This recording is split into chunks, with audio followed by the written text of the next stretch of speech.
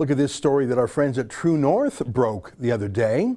Liberals to make database of racial minorities to hire for government jobs. The contract requires prospective service providers to identify candidates who reflect Canada's diversity and update the database at least every 2 months. That's racist. That's the dictionary definition of racism. Judging people based on race and then discriminating based on those racist judgments. So instead of caring about the content of someone's character, as Martin Luther King Jr. told us to do, we're supposed to care now about the color of your skin. And you don't just care about it, it's the basis upon which you are hired or not hired. That's discrimination. As Martin Luther King would tell you, thinking this way and acting this way destroys our humanity because it reduces us to our skin color. We're no longer individual people. What we do or say or think or how we act or whether we're smart or dumb or kind or mean, all the choices we make as people, all the moral decisions, everything we do thoughtfully, it's all irrelevant compared to an immutable characteristic that we actually had no control over, our skin color. You didn't choose your skin color. You may have achieved amazing things or terrible things, but none of that matters. Just show us your skin color and we'll judge you on that. That's your resume. That's your job application. Why bother even having a job interview, really? Just send us a photograph of your skin.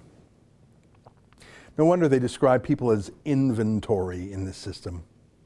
The federal government is seeking a contractor to create an inventory of black people and other racial minorities that can shuffle into deputy minister and assistant deputy minister positions. Hey, I need to stock up on Asian Canadians. Hey, I've got too much inventory of black Canadians. How's your inventory? Imagine talking that way. Imagine doing that. A request for a proposal on the federal government's procurement and tendering website lists the proposed contract's objective as being to establish and maintain on an ongoing basis an inventory of qualified and interested black people and other racialized groups, Indigenous people, as well as persons with disabilities from outside the federal public service for the Government of Canada to consider for the Deputy Minister and Assistant Deputy Minister cadre. What does that word racialized mean? It's a made-up word. Does it mean visible minority? I think the reason they invented this made-up word racialized is that in many places such as Toronto and Vancouver, visible minorities are not actually the minority anymore. Those are majority-minority cities, which is an oxymoron. To be candid, white Canadians are a visible minority in Toronto and Vancouver, or at least in large parts of those cities. So if you're in those cities and you're going to hire based on race, you can't very well say you're doing so to promote minorities. You need a new word. Now, this was a great scoop by True North, so much so that the Globe and Mail, which followed the story, actually gave True North credit for it, which they hate doing. Ottawa creating inventory of racial minorities to fill senior public service posts. Here's the actual Trudeau posting on the government website. It's a request for bids. Most of it is just boilerplate rules for bidding for a government contract. But there's a few code words like this.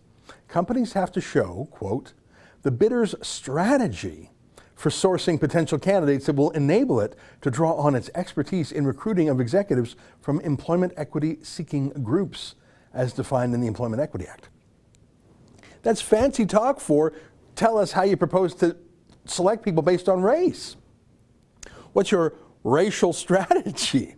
Or this, the challenges the bidder might expect to encounter in conducting a search in order to develop an inventory of Deputy Minister and Assistant Deputy Minister cadre candidates representing equity-seeking groups as defined in the Employment Equity Act, compared to typical executive searches, including how the bidder would apply an employment equity lens and determine whether their skills are suitable to be considered for any number of roles as opposed to specific roles. That is fancy talk for what problems do you think you're going to have conducting a race-based search for people? It's a huge government contract, has to be bilingual, of course. It's going to cost millions, absolutely millions of dollars. Hey, I've got a few dumb questions that weren't on the checklist here, 36-page request for bids. I got some dumb questions.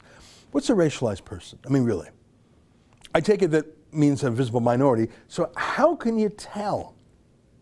I'm serious. If you're going to give or take away rights and privileges and money and jobs based on race, you need a pretty good definition. Hitler's Nazis actually had to make a chart about what they called mixlings. If your father or mother was a Jew, if they were both Jewish, you were obviously considered Jewish. If your father or mother was considered Jewish, you were considered Jewish. But what if just one grandparent was Jewish?